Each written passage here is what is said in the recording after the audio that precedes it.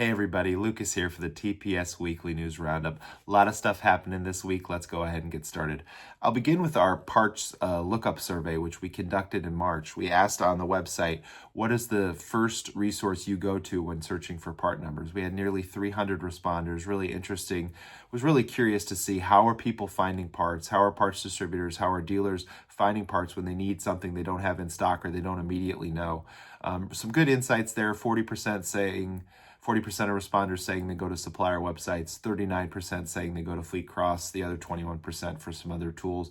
But really no consensus there, and some really good insights from our audience about if it's a component in this area, maybe we go to this site. If it's a component in this area, we go here. So check that story out. Really cool to really understand how people look for parts, and that sometimes there's no perfect answer. You kind of have to find your way forward.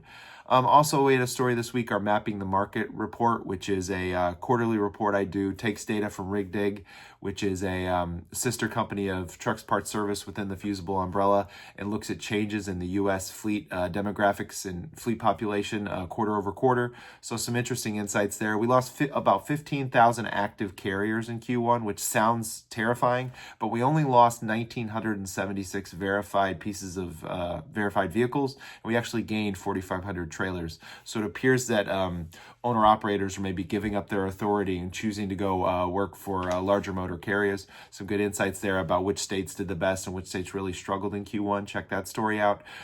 We had two webinars this week, one from MEMA with the team from Frost Sullivan talking about the aftermarket and expectations for 2026. Frost Sullivan expecting the aftermarket to be stronger in 2026, both in North America and globally. So check that story out. The FTR webinar, their state of freight, they really talked about how dropping greenhouse gas phase 3 regulations due to the revoking of the endangerment finding, and then the unconstitutional ruling regarding the IEEPA tariffs has really opened the floodgates for Class 8 orders, and they talked about the likelihood that continues.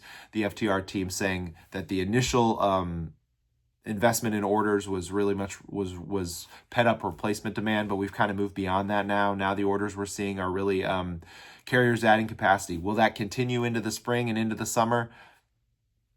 We don't know yet. FTR has some good insights there, so check that story out.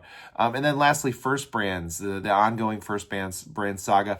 An Ohio aftermarket company, NOCO, reached out to stepped up and said that they wanted to get involved. They wanted to try to purchase some aftermarket brands from First Brands.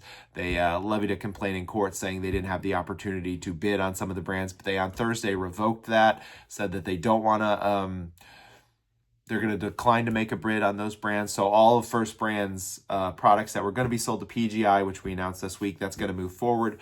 Also, some of the cases around First Brands are being converted from a Chapter 11 to a Chapter 7, which means liquidation. So some of those brands are going to be liquidated and sort of sold off here in the months to come. So check that story out.